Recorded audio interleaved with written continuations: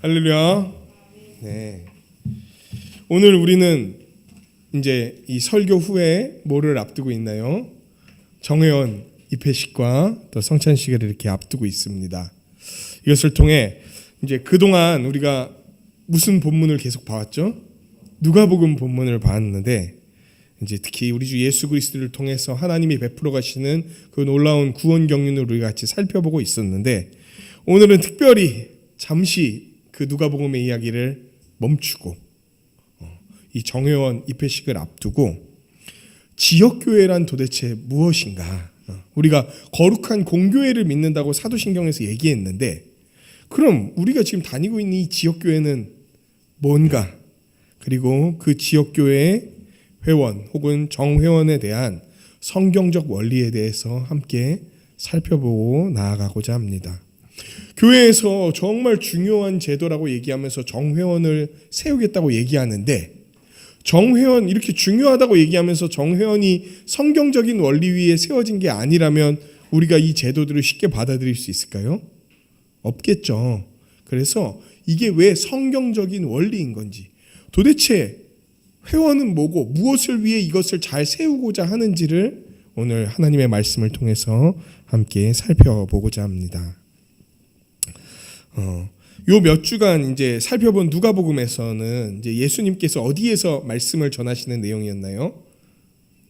산에서 제자들 세우시고 내려오셔서 평지에서 이제 나의 제자란 누구냐에 대한 이야기로 이렇게 말씀을 전해 주셨습니다. 네.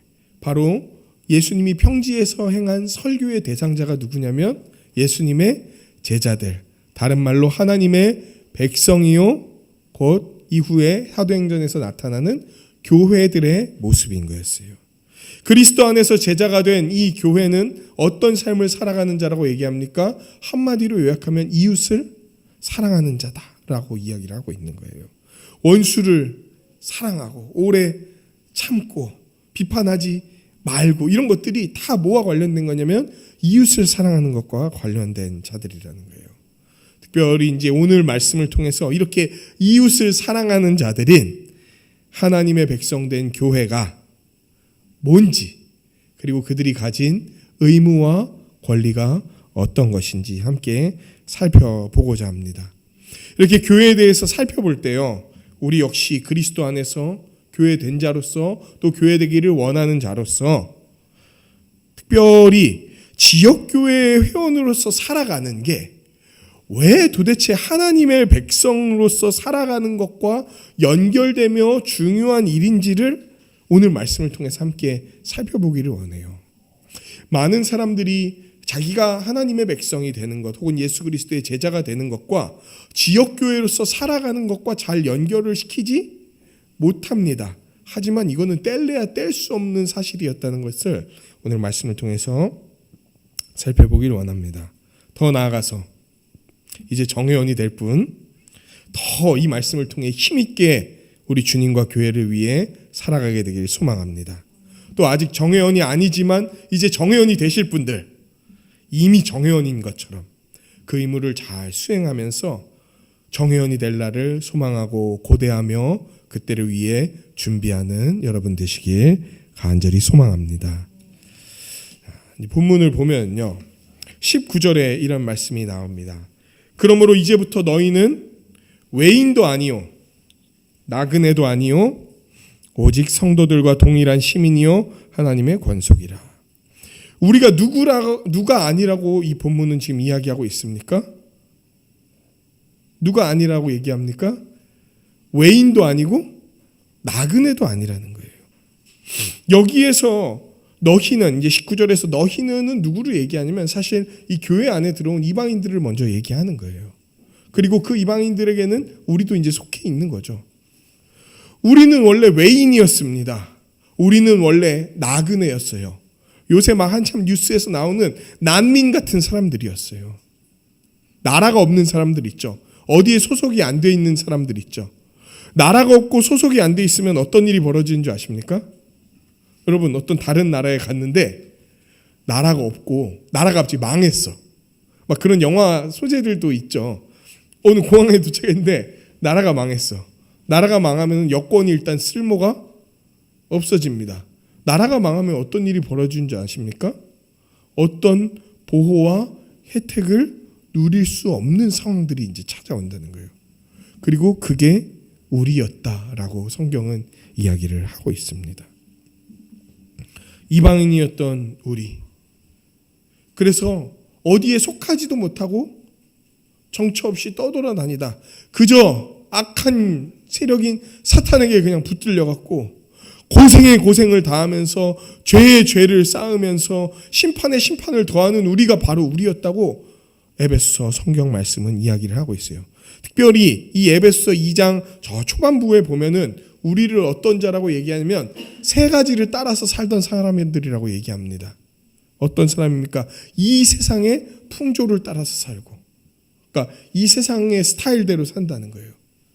또 공중의 권세 잡은 자를 따라 살고, 이 공중의 권세 잡은 자는 사탄을 얘기합니다. 사탄을 따라서 살고, 거기에다가 자기 육체의 욕심, 자기 욕심을 따라서 지내던 게 바로 우리의 정체성이라고 얘기하는 거예요. 그러니까 완전 속된 말로 사탄의 부하이면서도 지 멋대로 살면서 죄의 죄를 쌓던 자, 이게 우리의 정체성이라고 얘기하는 거예요. 그럼 우리에게 남은 것은 뭡니까? 거룩하신 하나님의 심판. 그것만이 우리의 눈앞에, 우리의 발 밑에 지옥문이 이만큼 열려 있는 상태로 우리는 날마다 살아가고 있었다는 거예요. 그런데 하나님이 그런 우리를 긍휼히 여기사, 에베소서 2장에 그 표현이 나와요. 긍휼히 여기사 그냥 내버려 두지 아니하시고 자기 아들 예수 그리스도를 이 땅 가운데 보내셔서 십자가로 그분이 화목제물 되심으로 모든 구원을 이루시고, 거기에다 그분이 이루신 구원을 우리가 받게 하시기 위해서 하나님이 우리에게 선물을 주셨는데, 그 선물이 뭐라고 나옵니까? 에베소 2장에서 믿음이다 라고 얘기하는 거예요. 하나님이 우리에게 믿음을 주셔서 예수 그리스도를 믿게 하시고, 예수 그리스도를 믿는 것 때문에 이 세 가지를 따라 살아가던 사람이 완전히 건짐받아서 하나님의 백성이 되게 하셨다는 거예요. 그러면서 계속 얘기합니다. 이렇게 건짐받은 사람이 어떤 자냐? 건짐을 받았을 뿐만 아니라 건짐받아서 어디 안에 이들을 두셨냐면 자기들을 살리신 예수 그리스도 안에 이들을 두셨다. 예수님 안에 이들을 두셨어. 그런데 예수님이 몇 분이시죠? 한 분이세요. 건진 사람은 수많은 사람들을 건지셨는데 그 모든 사람을 다 어디에 두셨냐면 한 분이신 예수 그리스도 안에 두셨기 때문에 이들이 어떤 존재가 되었냐면 하나가 되었다라고 얘기하는 거예요. 아담 이후로 모든 존재는 갈기갈기 다 찢어졌습니다. 한 몸에서 지어졌어요. 아담과 하와가 그걸 얘기하죠. 하와가 갈비뼈에서 나왔으니까 아담보다 더 구리다, 뭐 이런 얘기가 아니에요. 갈비뼈로 하와를 지었다는 얘기는요, 하와도 아담과 한 몸이다라는 걸 얘기하는 거예요. 서로가 서로를 한 몸으로 여기면서 사랑하고 어떤 불편함도 같이 견뎌내고 이겨내고 양해하고 오히려 그 사람의 불편함을 복된 것으로 만들기 위해 희생하고 섬기던 존재가 원래 하나님의 형상대로 지어진 우리였는데, 범죄하자 완전히 서로를 적대하는 자로 찢어져 버렸단 말이에요. 부부만 찢어진 게 아닙니다. 그 부부는 모든 인간들의 대표였어요. 모든 인간들이 다 찢어졌습니다. 다 찢어졌어요. 사랑을 원합니다. 보호받기를 원해요. 안전하게 살기를 원하고요. 따뜻함을 누리기를 원하는데요. 그런 걸 원하는 사람들끼리 붙여놨는데 어떻게 하냐면 서로 따뜻하게 만들고 서로 사랑하고 온전하게 살아가는 게 아니라, 그런 갈망은 있지만 서로 붙여놨을 때 그 갈망을 서로에게 실현하지 못하고 오히려 더 서로를 핍박하고 괴롭히고 무너뜨리고 붙여놓으니까 오히려 자신의 욕망을 이루기 위해 다른 사람을 이용하는 이런 존재들로 살아가고 있었단 말이에요. 그게 인류 전체의 역사입니다. 그런데 하나님이 이 사람들을 그냥 내버려 두지 않기로 하신 거예요. 그리고 아들을 보내주셔서 이런 썩어빠진 마음, 이 더럽고 악한 마음, 이것들을 다 그리스도의 십자가에서 제거해 주시고, 서로를 원하고 온전하게 하길 원하고 사랑을 주고받길 원하는 그 갈망을 왜곡된 것을 다 풀고 온전하게 하심으로 이제 그리스도 안에서 아예 한 존재가 되게 하시고 서로를 사랑하는 마음과 사랑할 수 있는 능력을 가진 새 마음을 지닌 존재가 되게 하셔서 무엇으로 만드셨냐면 한 새 사람으로 만드셨다는 거예요. 그게 예수 그리스도 안에서 이루어진 우리의 구원인 거예요. 우리의 존재인 거예요. 이제 이런 그리스도로 말미암아 새로워진 한 새 사람이요 하나님의 백성이 되었기 때문에 우리는 더 이상 뭐가 아니냐면 하나님의 나라의 밖에서 떠돌아다니면서 온갖 고통과 외로움과 멸시와 질시를 받던 사람이 아니라 이제는 더 이상 뭐가 아니라 외인, 나그네가 아닌 그런 존재가 되었다는 거예요. 이제는 집이 생겼습니다. 이제는 소속이 생겼어요. 이제는 사랑받을 수 있고요. 이제는 보호받을 수 있게 된 거예요. 구약 성경을 보면요, 여러분 하나님과 정말 특별한 관계 속에서 사랑을 주고받으면서 하나님께 순종하고 복을 누리던 많은 사람들이 나옵니다. 그런데 우리가 예수님을 믿게 될 때 이 구약의 인물들과 신약의 성도인 우리 사이의 차이가 없어진다. 아니 오히려 신약의 우리가 더 큰 복을 누린다라고 성경은 이야기하고 있다는 거예요. 그리고 바울은 이런 성도 예수 그리스도 안에서 거룩하게 된 하나님의 백성에 대해서 또다시 묘사를 하는데 크게 세 가지로 이들을 묘사합니다. 뭐냐면요. 첫 번째로 모두가 동일한 하나님 나라의 시민이다 이렇게 얘기를 하는 거예요. 그리고 두 번째는 뭡니까? 하나님의 권속은 다른 말로 패밀리예요. 한 가족이다. 세 번째 하나님이 거하시는 성전이다. 이렇게 하나님의 백성에 대해서 세 가지로 묘사를 한다는 거예요. 이것들을 하나씩 한번 살펴보도록 하겠습니다. 성도를요, 바울은 시민권자로 예시를 듭니다. 그런데 어느 나라의 시민권을 가진 자냐면 하나님 나라의 시민권을 가진 자로 얘기를 하는 거예요. 특히 이제 바울이 시민권을 얘기했을 때 당시의 사람들은 시민권 하면은 대번에 어느 나라의 시민권을 떠올리는 줄 아십니까? 그 지중해 일대를 지배하고 있던 로마 제국의 시민권을 떠올리게 돼 있어요. 지금은 요새 전 세계 사람들은 어느 나라의 시민권을 가장 얻기를 원하나요? 역시 캡틴 아메리카인가요? 네, 미국 시민권을 거의 세계 최고로 여기죠. 아니면은 뭐 복지가 잘 되는 저 북유럽 시민권 뭐 이런 건가요? 미국 시민권 같은 걸 최고로 여긴다고요. 어느 나라를 가도 미국 시민들이 뭔가 딱 어려움에 처하면요 바로 군대가 갑니다. 어느 나라에 있든지 군대가 갑니다. 왜? 아메리카는 아메리카가 보호해야 된다. 이게 철저해요. 우리나라는 막 중국에서 어떤 분들이 마약 판매하다가 이제 붙들렸어요. 우리나라 사람이. 그럼 어떻게 되는 줄 아십니까? 그냥 그 중국 법정에서 판결받고 사형당해요. 근데 미국인들은 중국 사람들이 함부로 판결 못합니다. 다 송환해야 돼요. 왜? 그 나라와 그 나라의 시민권의 능력이 강력하니까. 그런데 로마 시민권은 지금의 미국 시민권에 될 게 아니었단 말이에요. 미국은 강대한 나라지만 모든 나라를 지금 직접 다스리고 이러진 않죠. 근데 로마는 그 당시에 많은 나라들을 직접 다스리면서 지배하던 곳이었기 때문에 그래요. 그러니까 로마 시민권이 있다? 그러면은 당시에 이제 세상 사람들은 그거를 네 글자로 얘기하는 거예요. 만사 형통. 그것만 따면 인생 아주 잘 말씀하셨어요. 폈다는 거예요. 인생 폈다는 거예요. 그러니까 모든 사람들이 뭐 하냐면 내가 나 때 이거를 못 얻어도 내가 죽도록 일하고 애써서 내 아들, 내 다음 때 해서 4대째라도 로마 시민권을 딸 수 있다면 우리 가문은 핀다. 그러니까 로마 시민권자다 이러면 그냥 목에 힘주고 다니는 거예요. 3심까지 재판받으면 황제한테까지도 가서 재판받을 수 있는 거예요. 그래서 나중에 성경을 보시면은 바울이 로마 시민권자임을 잘 이렇게 드러내면서 다니지 않다가 갑자기 불법적으로 붙들려서 막 신문당하고 두드려 맞고 이래요. 근데 다 두드려 맞고 나서 뭐라 그러냐면 나 로마 시민권자인데 이 얘기를 합니다. 그러니까 팬 사람들이 막 난리가 나요. 왜 미리 얘기 안 했냐? 우리 어떻게 하냐? 봐줘라. 막 하면 너무 왜? 로마 시민권이라는 힘이 워낙 강력하니까.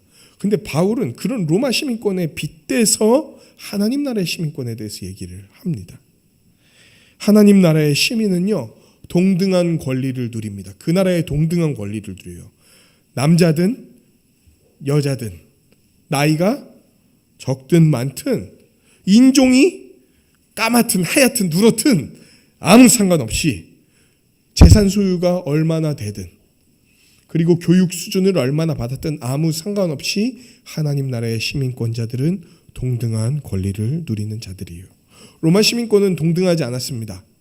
여자는 남자보다 약자였어요. 여자에겐 법적인 권리가 더 적었습니다. 그러니까 하나님 나라의 이 동등한 시민권을 선포하는 이 말 자체가 당시에는 굉장히 혁명적인 얘기였어요. 왜? 남존여비 사상으로 가득 찬 시대에서 모두가 동등한 권리를 가진다. 이 얘기하는 게 얼마나 놀라운 얘기인지 아십니까?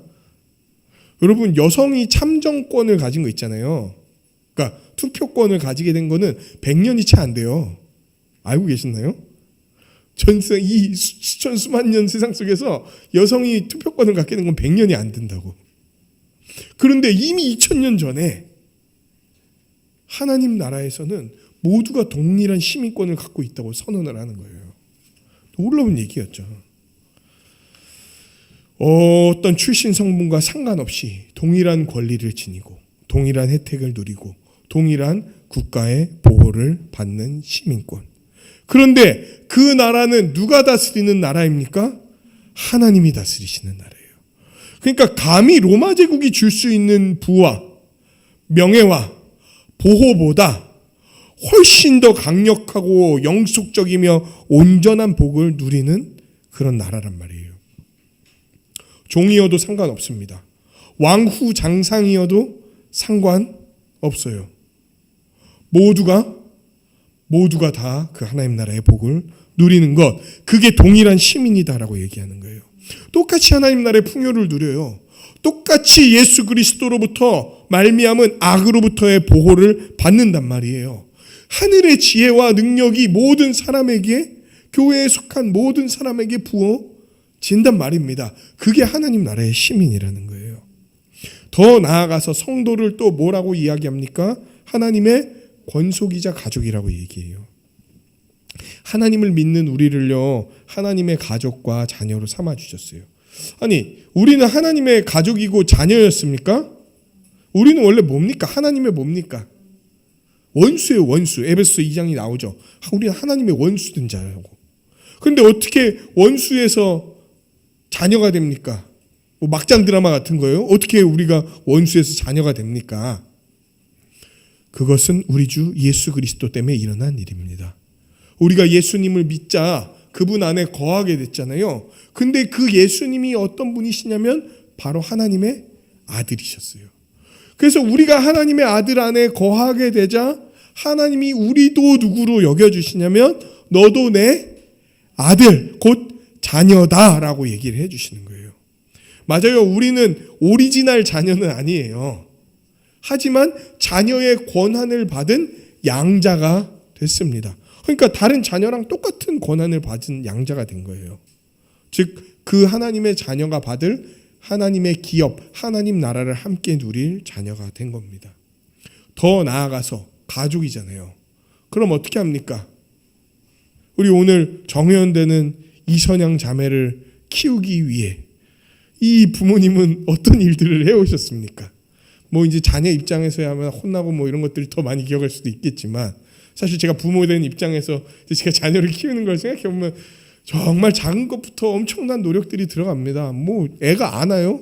계속 끝도 없이 울어요. 먹고 싸고 그 뭐 애가 치웁니까? 막 아유 내가 쌌으니까 치워야지. 어머니 배고프고 내가 잘 먹었으니까 씻어 놓을게요. 뭐 이럽니까? 제 딸은 걷지도 못해요. 다 부모가 해줍니다. 다 닦여주고 먹여줍니다. 그 어려움을 호소할 때에도 그걸 해결하기 위해 동분서주 뜁니다. 나 바쁘고 해야 될 일이 있는데 오늘 저 아침에 설교 준비하고 있는데 제 아들은 계속 제 옆에 붙어갖고 뭐 레고 맞춰달라고 막 얘기하면 그것도 맞춰주고 아빠 바쁘다 막 이러고 밀어놓고 막 합니다. 그러면서 도와준단 말이에요. 왜 그렇죠? 가족이니까.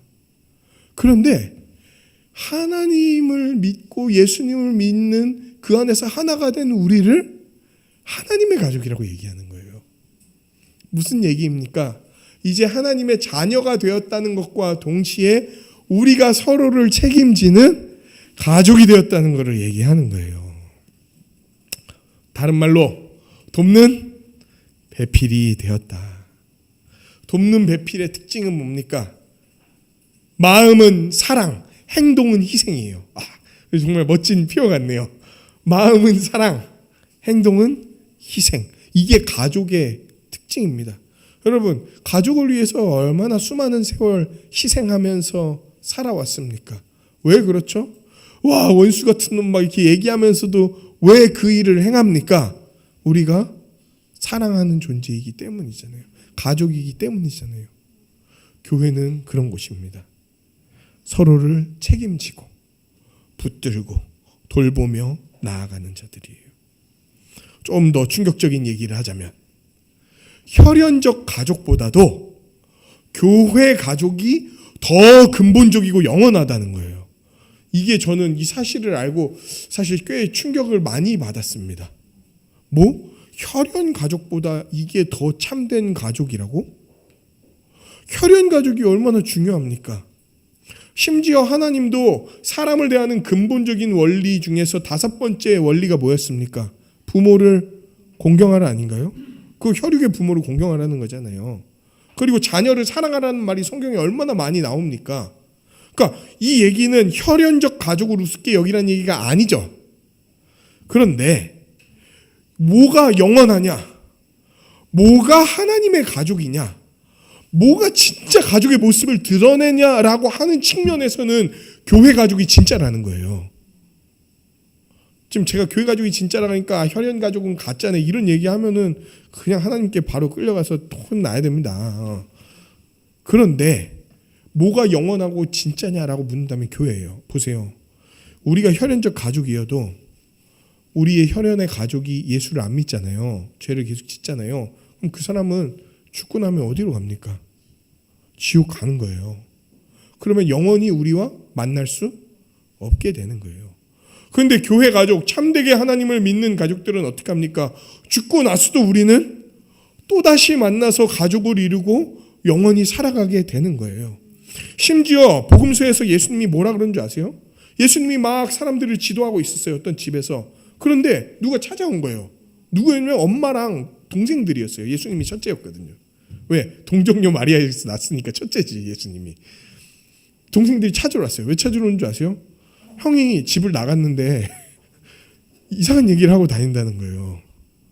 막 자기가 메시아라고 그러고. 분명히 형은 우리랑 같이 나사렛에서 목수 일을 하다가 갑자기 어느 날 30살 되던 날 집을 나갔어.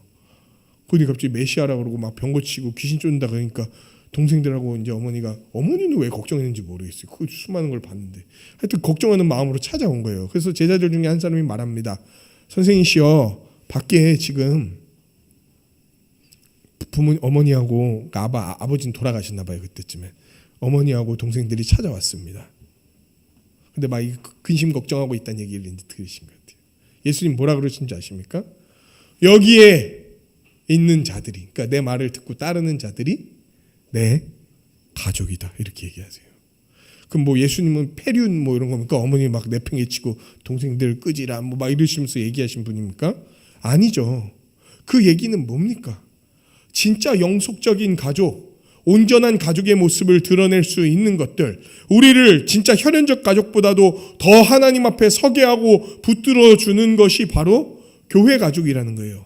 심지어 교회 안에 있는 혈연적 가족은요, 이 교회 가족을 잘 지탱하고 버티고 교회 가족으로서 살아가기 위해서 하나님이 우리에게 주신 또 하나의 어떤 자원 같은 거예요.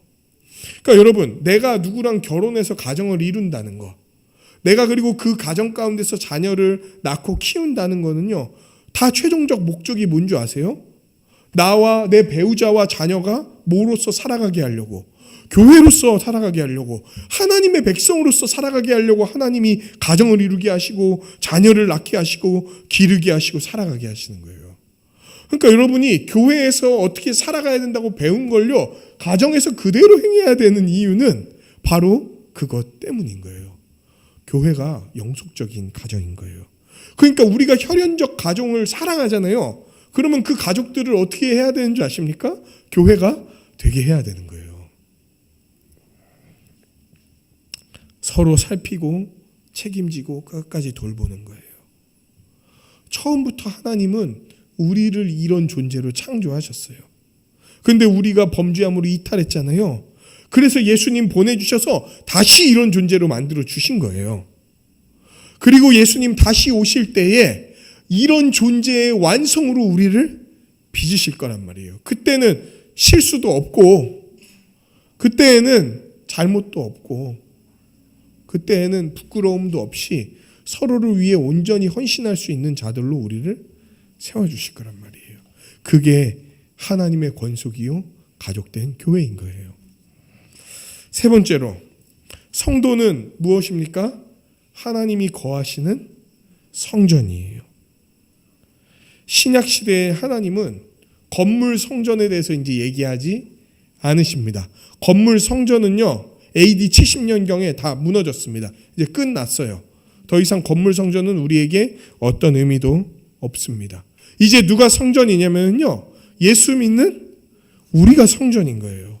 우리를 하나님이 거하실 거처로 만들어 주신다는 거예요. 그런데 여러분 생각해 보십시오. 죄인인 우리가 어떻게 거룩하신 하나님이 거할 성전이 됩니까? 지금 구약에서도 보면요, 하나님은요 거룩하지 않은 백성들과 함께 하실 수 없으세요. 거룩하지 않은 곳에 거하실 수 없으세요. 그래서 나중에 남유다 북이스라엘 너무 다 타락해갖고 너무 나라가 개판이 됐을 때 하나님이 어떻게 하시냐면 성전에서 떠나가세요. 왜? 거기에 역겨워서 계실 수가 없단 말이에요. 그런데 옛날에 그 삶 따라의 삶을 살던 우리가 남유다와 북이스라엘과 뭐가 다릅니까? 그 범죄하여 타락하고 우상 숭배하고 음란하고 아주 더럽고 악한 행동과 말로 일삼던 그들과 본질적으로 우리가 뭐가 다릅니까? 우리는 바알이란 우상을 섬기지 않을 뿐이지 돈을 섬기고, 아세라라는 목상을 섬기지 않고 자기를 섬기는 자들, 그 원리는 똑같은 거예요. 근데 그들보다 뭐가 낫습니까? 그런데 어떻게 거룩하신 하나님이 우리와 함께 하시냔 말이에요. 우리가 어떻게 하나님이 거하실 성전이 되냔 말이에요.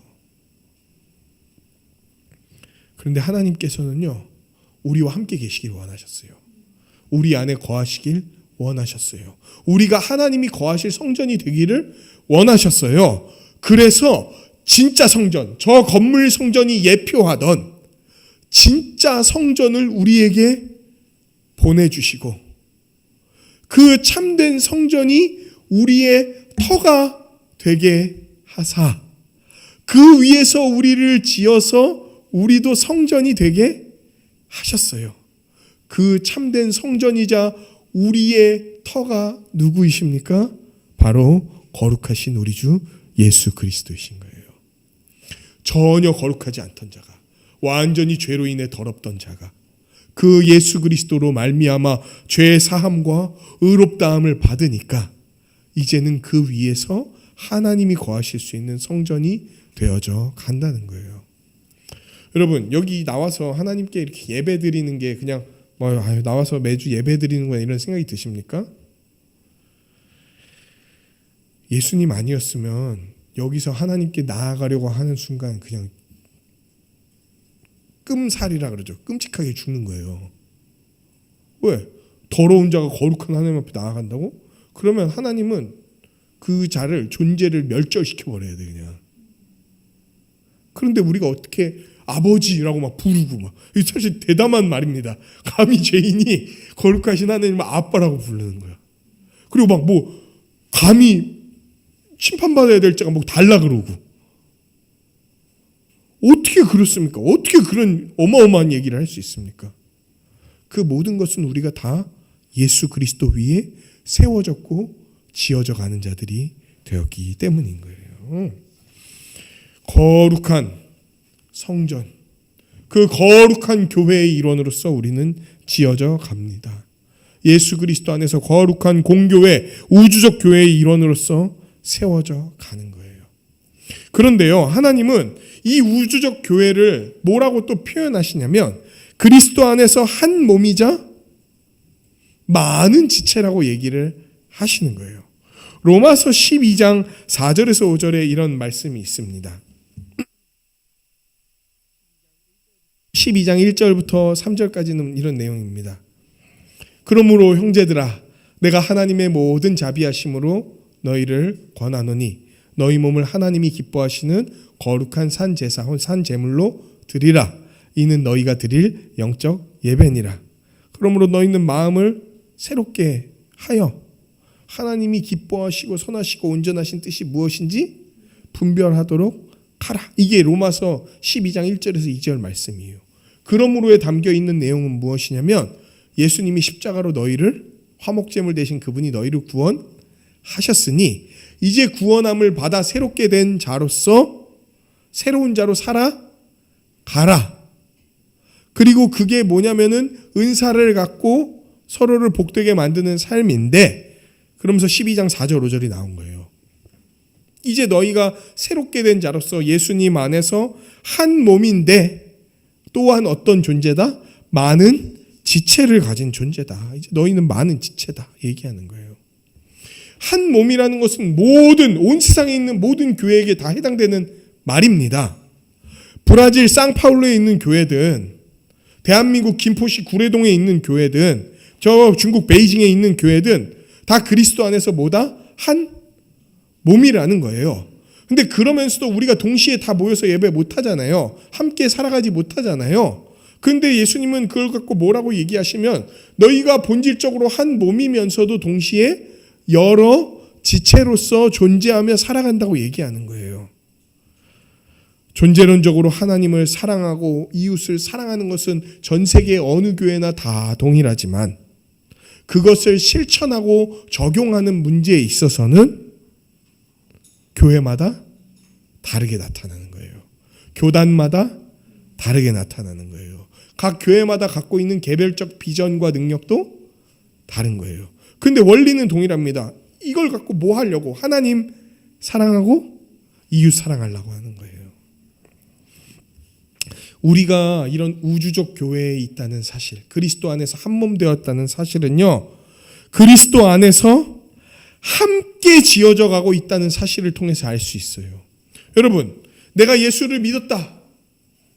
그래서 나는 예수님 안에서 한 몸 되었다. 라는 걸 어떻게 알 수 있을까요? 내가 그리스도와 안에서 다른 사람들과 한 몸이 되었다는 걸 나 혼자 있으면 알 수 있습니까? 그거는 어떨 때에만 알 수 있냐면 이 에베소 2장 끝에 나온 것처럼 그리스도 예수 안에서 어떻게 될 때 알 수 있냐면 함께 지어져 갈 때 알 수 있다는 거예요. 함께 지어져 갈 때. 즉 이렇게 함께 지어져 가는 존재인 지역교회 안에 속해 있을 때 내가 바로 우주적 교회, 그리스도 안에서 온 세계 교회들과 함께 한 몸 된 자임을 알 수 있다는 거예요. 어떤 자들입니까? 공동의 신앙 고백을 하면서 그 모습대로 살아가려고 하는 자들이에요. 정말 하나님이 지역교회에 맡기신 독특한 사명을 인정하고 그 주님의 통치를 따라서 살아가는 자들이 하나님의 백성이라는 거예요. 지역교회 안에서 우리는 시민됨도 알 수 있고요. 지역교회 안에서 가족됨도 알 수 있고요. 지역교회 안에서 성전됨도 알 수 있는 거예요. 동등한 권리를 누리라고 했는데 내가 브라질의 상파울루에 있는 그 교회랑 어떻게 동등한 권리를 갖고 있다는 사실을 압니까? 베이징에 있는 교회랑 어떻게 동등한 권리를 갖고 있다는 사실을 아냔 말이에요. 그 모든 것은 어디에서 가장 뚜렷하고 분명하게 나타나냐면요, 그 한 몸의 지체인 지역교회에 속해 있을 때 알 수 있게 되는 거예요. 그러니까 여러분, 이런 말이 이제 안 된다는 사실을 여러분 알 거예요. 나는 예수를 믿지만 굳이 교회를 다닐 필요는 없다고 생각해. 예수 믿으면 구원받는 거 아니야? 그런데 왜 꼭 교회를 다녀야 하지? 이런 질문을 하는 사람들이 꽤 있습니다. 그러면서 나는 교회는 너무 실망해서 교회를 나가지 않지만 예수님을 믿겠어. 이런 사람들을 교회에 안 나가. 이걸 거꾸로 해갖고 가나안 성도라고 얘기하는 거예요. 가나안을 이렇게 떠도는 성도처럼. 그런데 교회에 실망하고 그것 때문에 나가고 싶지 않은 마음이 든다는 건 저는 이해합니다. 하지만 내가 예수를 믿는다고 하면서 교회에 속하지 않겠다고 말하는 거는 받아들일 수 없어요. 왜? 난 목말라. 그래? 물 줄게. 아니 나는 그거 마시고 싶지 않아. 나는 내가 목마름이 채워지길 원하지만 물은 마시고 싶지 않아. 이런 말을 우리가 동의할 수 있습니까?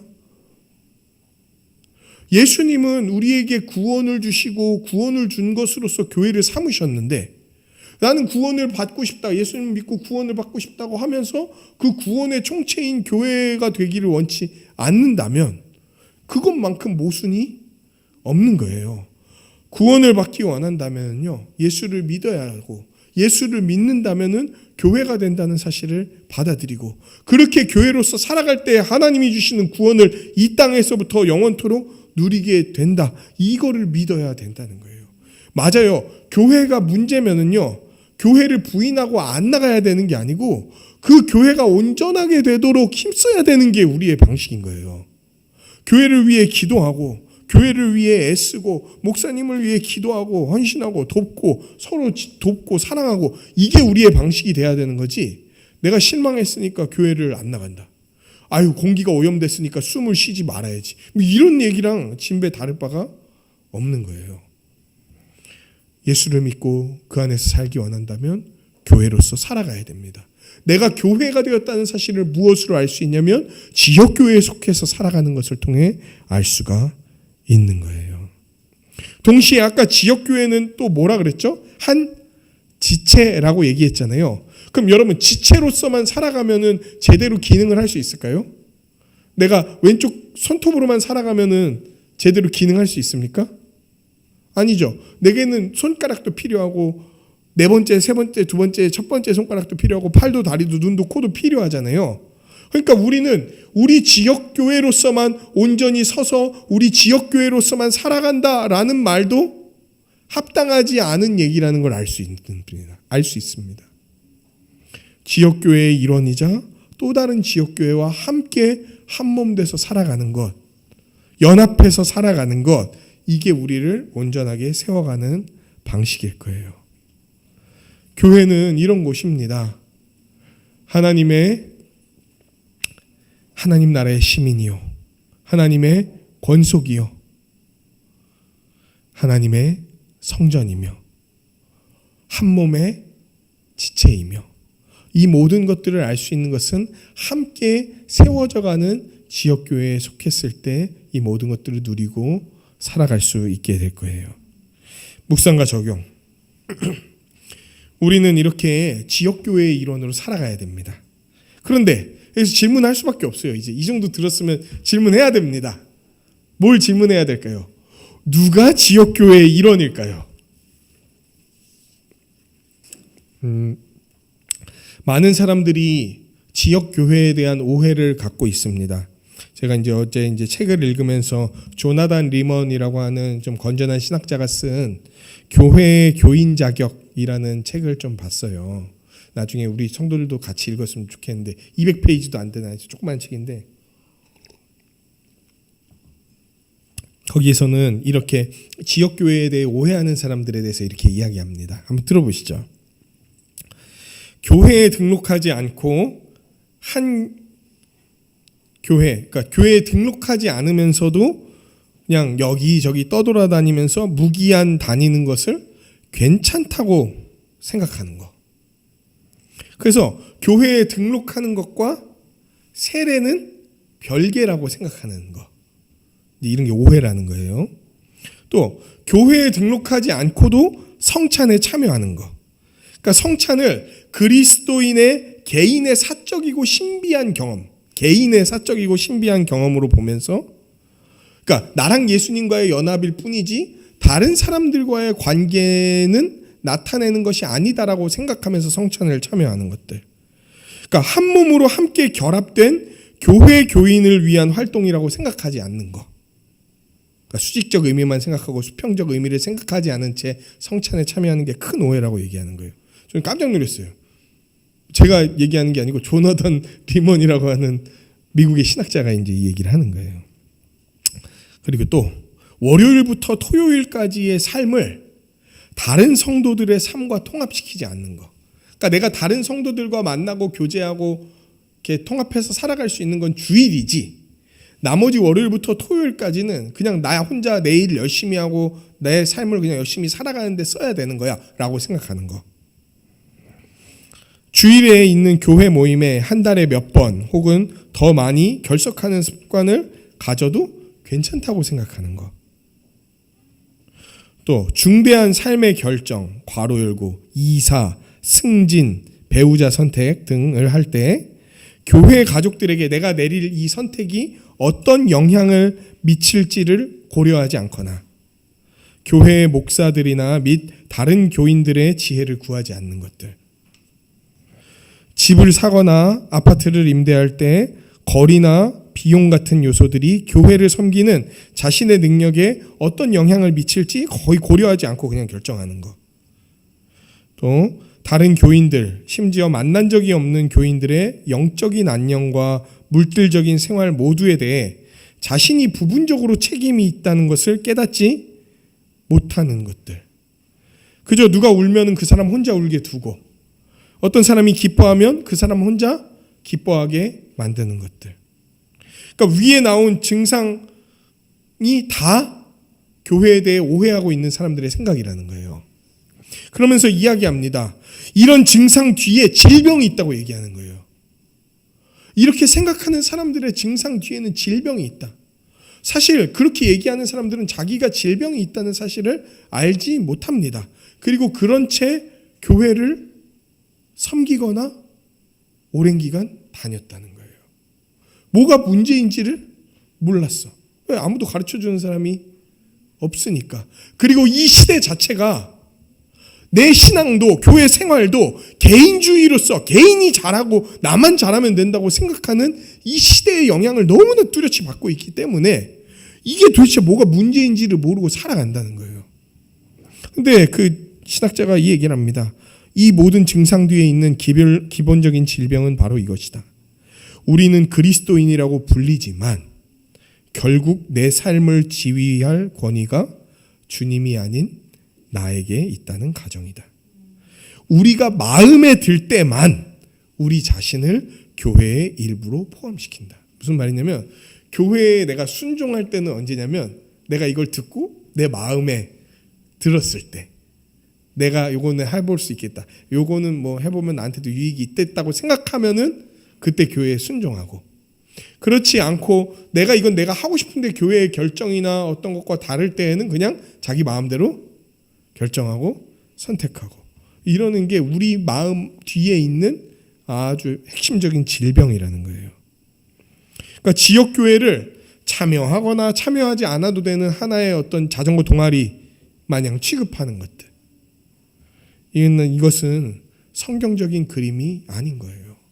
이거는 무슨 교회를 하루 빠지고 안 빠지고 이런 문제가 아니라 뭐 이런 거 있잖아요. 뭐 굳이 교회에 꼭 속해서 살아가야 돼?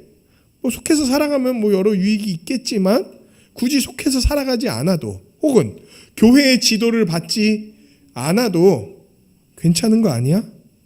라고 생각하는 것들. 이 모든 게 우리의 질병이라는 거예요. 성경은 얘기합니다. 모든 성도가 교회가 돼야 된다고. 성경은 구원받은 성도가 절대로 혼자서 존재한다고 얘기하지 않아요. 여러분, 혼자서 존재하지 않는다는 건 우리가 혼자서 싸워야 될 영역이 없다는 걸 얘기하는 건 아니에요. 우리가 혼자서 싸워야 될 영역이 있습니다. 어떤 게 있네요. 직장 가면은요, 막 진짜 성질 내고 싶을 때 있어요. 막 직장 가면은요, 막 그 사람들이 유혹하는 거에 끌려서 내가 가고 싶을 때도 있어요. 그럴 땐 내가 혼자서 싸워야 됩니다. 갑자기 제가 그런 유혹을 받는데 갑자기 선양자매가 와서 대신 내가 이겨줄게 뭐 이렇게 할 수는 없는 거예요. 거기서 내가 싸워야 됩니다. 그러면서도 혼자서 싸워야 되는 그 싸움조차도 교회의 도움을 받으면서 행해야 되는 것들. 지금 내가 이런 유혹을 받는데 이런 어려움을 겪는데 나를 위해 기도해 줘라. 혹은 꼭 그때 받을 때뿐만 아니라 서로 위해 기도하고 서로를 섬기면서 거룩한 삶을 살아가게 만들려고 하는 것들이 다 교회적 도움이라는 거예요. 우리를 구원하셨을 때의 존재 그대로 살아가는 게, 즉 교회로서 살아가는 게 하나님이 주시는 복을 누리는 내용인 거예요. 여러분, 신약 성경 보면은요, 이제 앞에 복음서들 말고 뒤에 사도행전부터 시작해서 쭉 서신서들이 나오잖아요. 그게 다 누구에게 쓰여진 편지인 줄 아십니까? 다 교회예요, 교회.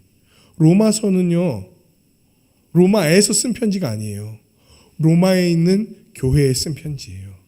그 다음 로마서 다음에 뭡니까? 갈라디아서 아닌가요? 아닌가요? 로마서 갈라디아서죠. 갈라디아서도 갈라디아에 있는 교회, 에베소서, 에베소에 있는 교회, 빌립보서, 빌립보에 있는 교회, 데살로니가 전후서, 데살로니가에 있는 교회. 이거 다 누구한테 쓴 편지냐면은 교회에게 쓴 편지예요. 아, 목사님 하나 몇 개 빠뜨리셨군요. 베드로 전후서와 디모데 전후서가 있습니다. 그거는 다 사람 이름 아닌가요? 맞아요. 그거는 베드로가 썼다는 거예요. 근데 누구한테 쓴 줄 아세요? 교회들한테 썼다고 얘기합니다. 아, 그러면 디모데 전후서만큼은 디모데에게 쓰지 않았습니까? 바울이. 맞아. 근데 왜 디모데한테 썼는 줄 아세요? 디모데가 교회의 목사이기 때문이었어요. 어떻게 교회를 목양해라 라는 것들을 쓰는 내용이었어요. 그러니까 교회와 관련되지 않은 내용들이 하나도 없다는 거예요. 아, 아닙니다, 목사님. 요한계시록은 예언서 아닙니까? 요한계시록 예언서. 드디어 제가 하나 찾았습니다. 요한계시록 1장에서 3장까지 보면은 이 모든 것이 누구한테 써 있다는 걸 얘기합니다. 7 교회. 에서버두 사빌라라는 7 교회에게 써 있다는 걸 알 수 있어요. 아, 복음서만큼은 교회가 아니겠지요. 예수님이 그 제자들한테 보여주시고 말씀하신 내용이잖아요. 그리고 제자들 보고 교회라고 얘기했잖아요. 그러니까 신약시대 모든 성경이 다 누구를 향한 메시지냐면 교회를 향한 메시지라는 거예요. 다 교회와 관련된 내용인 거예요. 그러니까 우리를 스스로 구원받은 존재라고 여기면서 교회라고 여기고 교회로서 살아가고 지역교회에 속해서 살아가지 않는다면, 혹은 지역교회가 되기를 원하지 않는다면 우리는 구원을 반쪽짜리, 아니 반의 반쪽짜리도 이해하지 못하는 게 돼버리는 거예요. 구원을 이해하는 건 곧 교회를 이해하는 겁니다. 구원을 누리고 싶다면 교회에 속해야 되는 거예요. 그러면 질문을 또 하나 해볼 수 있습니다. 누가 교회냐는 거예요. 누가 교회냐. 현대교회는요, 느슨한 생각으로 참여하는 자, 헌신이 아니라 관심을 보이면서 그냥 생각을 일치하거나 교회가 가는 방향을 맞추지 않아도 그냥 약간의 관심을 보이면은 교회로 많이 인정해주면서 받아줍니다. 근데 성경은 누가 교회인지에 대해서 분명히 얘기해요. 에어컨을 조금만 더 틀어주실래요? 그 사람이 도대체 고백하는 바가 무엇인지를 확인해라 라고 얘기해요. 그 사람이 뭘 믿고 있는지 그 신앙 고백에 대해서 확인해라. 그리고 단순히 참여하는 자가 아니라 그 진리를 알고 한마음 한뜻으로서 그 뜻을 믿고 따르는 자가, 주님께 동의하는 자가 아니라 주님께 순종하는 자가 교회다라고 얘기를 하는 거예요.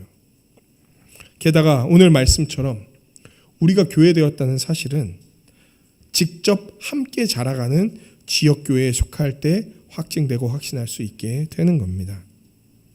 지역교회란 무엇입니까? 어떤 한 지역이 있어야 되는 거예요, 여러분. 그러니까 우리는 지역교회죠. 어느 지역에 있습니까? 구례동이라고 하는 지역이 있는 거예요. 김포 구례동에. 그곳을 중심으로 예배하고, 꼭 이 건물이 없더라도 그곳을 중심으로 예배하고 교제하는 그리스도인으로 된 무리가 지역교회인 거예요. 그리고 이들은 정기적인 모임을 합니다. 특별히 어떤 모임을 가장 중시하나요? 주일에 모두가 함께 모여서 드리는 그 주일 공예배를 가장 중시하는. 눈으로 봅니다. 영혼으로 압니다. 우리가 한 몸, 한 가족이 되었다는 사실을 함께 모여서 예배하는 것을 통해서 확인할 수 있는 거예요. 또 이 땅에서 그리스도의 통치가 잘 이루어질 수 있도록, 그 안에서 복을 누릴 수 있도록 직분자를 주님의 인도 가운데 세우고 말씀을 통한 그들의 지도를 받는 것, 이게 바로 지역교회입니다. 지역교회는 늘 말씀이 선포돼야 되고 성례가 시행돼야 되며 권징이 이루어지는 곳이에요. 이렇게 지역교회로 살아갈 때 우리는 하나님 나라의 백성이라는 사실을 알게 되는 거예요. 여러분, 지역교회의 교인의 자격은 다음과 같습니다. 첫 번째, 누구여야 할까요? 누가 지역교회의 교인이 될 수 있습니까? 회원이 될 수 있습니까? 첫 번째, 이거는 만고불변의 진리. 신자여야 돼요. 신자. 즉 세례 받을 때 행하는 서약이 교인의 자격인 거예요. 세례 받을 때 여러분은 4가지의 서약을 합니다. 기억하십니까? 세례 받을 때 하는 4가지의 서약. 첫 번째, 자신이 하나님 앞에서 죄인인 것과 그 진노를 절대로 면치 못할 줄을 알고 하나님의 자비하심으로 구원받는 것 외에 소망이 없는 줄 믿는 사람. 두 번째, 예수 그리스도께서 하나님의 아들 되시며 죄인의 구주가 되신 줄 믿고 복음에서 말한 바와 같이 우리를 구원하실 분이 오직 누구라는 것을 믿는 사람, 예수님임을 믿는 사람. 세 번째, 성령의 은혜만을 의지하여 누구를 믿고 따르는 사람, 그리스도를 믿고 따르는 사람, 그분의 가르침과 본을 따라서 살기를 원하는 사람. 네 번째, 교회의 머리가 우리 주님이심을 알고 주님의 몸이 교회임을 알아 교회의 관할과 그 교회가 어디까지인지 그리고 그 교회의 치리에 복종하고, 복종한다는 말은 뭐죠? 내가 좋으면 따르고 안 좋으면 안 따르고, 이게 복종인가요? 복종은 말씀이 선포될 때 고개를 그냥 숙인다는 거예요. 복종하고 교회의 덕과 화평을 이루는 일에 힘쓰며. 교회의 덕과 화평을 이루는 일에 힘쓴다는 게 뭔지 아십니까? 내가 이 정도 죄 안 지었으면 되는 거 아니에요? 목사가 혹은 다른 성도들이 얘기하는 거예요. 이거보다 우리가 더 나아가서 더 한번 힘있게 살아봅시다. 내가 죄 안 지었으면 되지 뭘 자꾸 나보고 이래라 저래라 얘기합니까? 그러면 뭐에 힘쓰지 않는 겁니까? 교회의 덕을 세우는 일에 힘쓰지 않는 거예요. 교회에서 분란이 일어났습니다. 서운한 마음이 생겼습니다. 근데 그걸 그냥 품고 있고 가만히 있거나 혹은 지체들과 막 불같이 다투고 그걸 원통함을 풀지 않습니다. 그러면 뭐에 힘쓰지 않는 겁니까? 화평을 이루는 일에 힘쓰지 않는 거예요. 그런데 그게 아니라 정말 억울한 상황 속에서도 자기 자신을 내어놓고 상대방을 품고 오히려 잘 나아가기 위해서 서로 이야기하고 이런 것들, 그리고 더 복된 길이 무엇인지 모색하면서 같이 걸어가고, 이게 덕과 화평을 세우는 일인 거예요. 거기에다가 교인된 의무와 권리, 이 교회에서 주어지는 의무와 권리를 바르게 행사하는 자, 이 사람들이 신자인 거예요. 신자.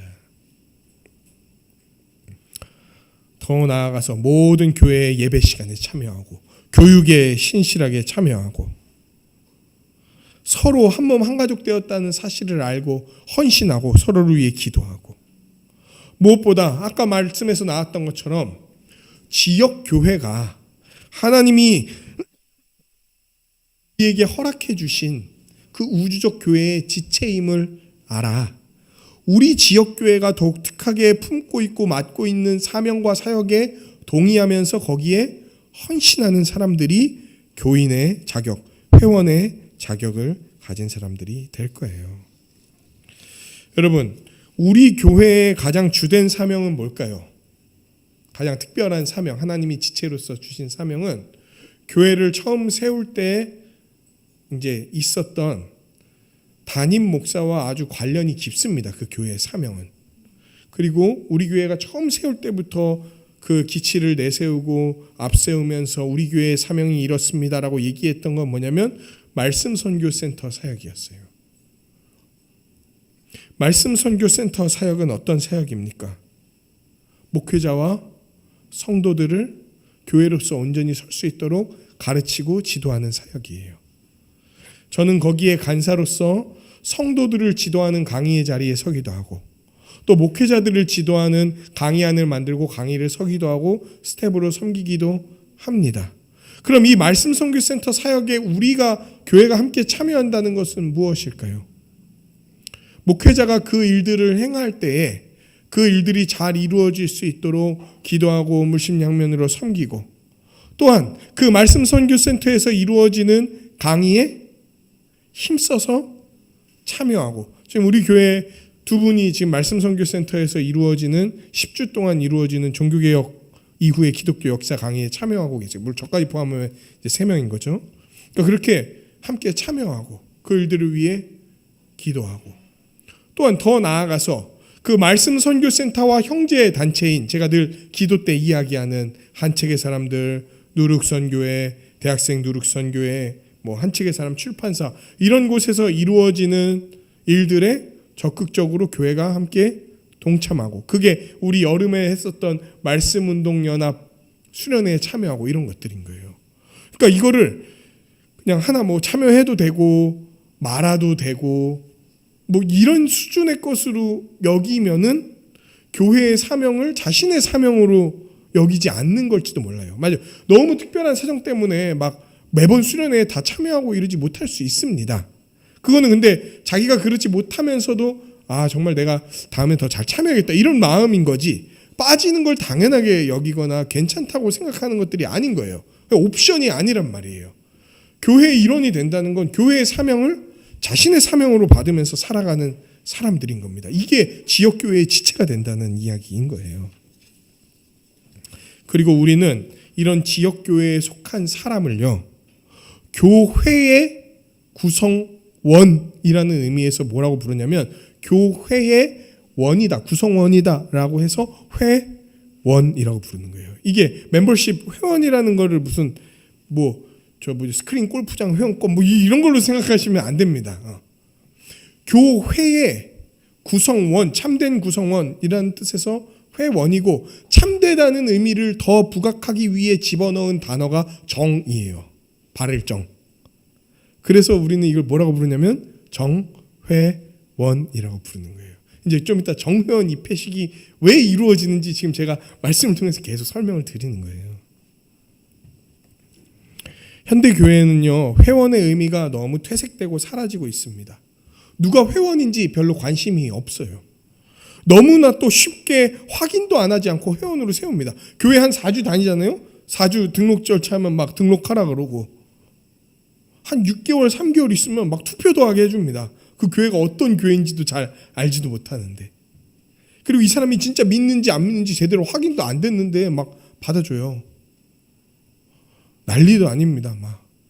이 사람이 어떤 교회를 다니다가 어떤 식으로 왔는지도 모르는데 성찬에 참여하게 해줘요. 그 사람이 신천지면 어떻게 할 겁니까?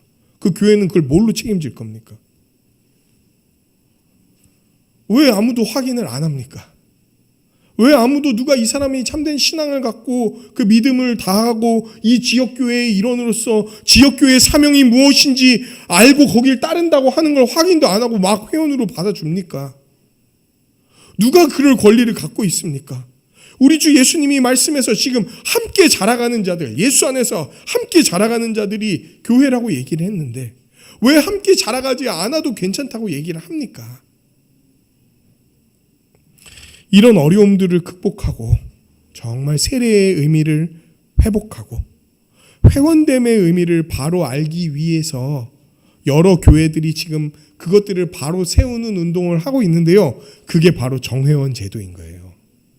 그러니까 정회원 제도는요, 세례를 무시한다거나 성찬을 무시한다거나 기존의 회원제를 무시하는 제도가 아니라 이것들이 더 잘 이루어질 수 있도록 돕고 섬기는 사역이 정회원 제도인 거예요. 그러니까 정회원 제도를 하면은 회원을 지금 인정 안 한다는 겁니까? 세례를 부정하는 겁니까? 이런 질문이 나오는 건 정회원 제도를 너무 이해를 못한 상황에서의 질문인 거예요.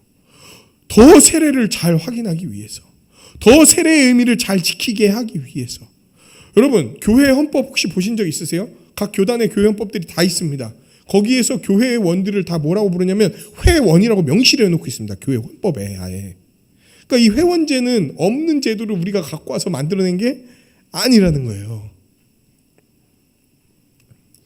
그리고 한세사람 교회에서는 이런 교회의 회원을 정회원이라는 이름으로 부릅니다. 더 온전히 세우겠다는 의지가 담긴 표현인 거예요.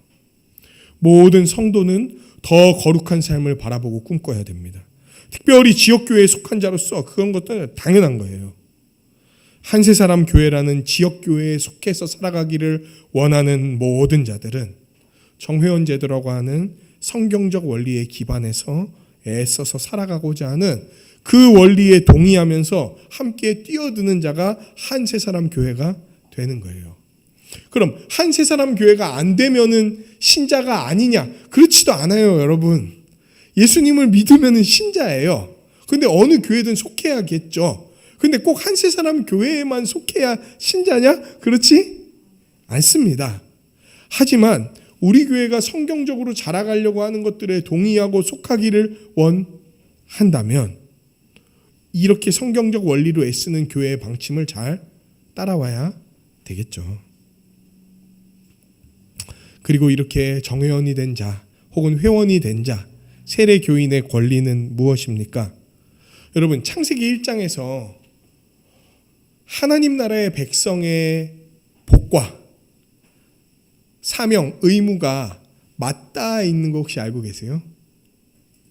생육하고 번성하고 충만하고 정복하고 다스리라는 말은 복입니다.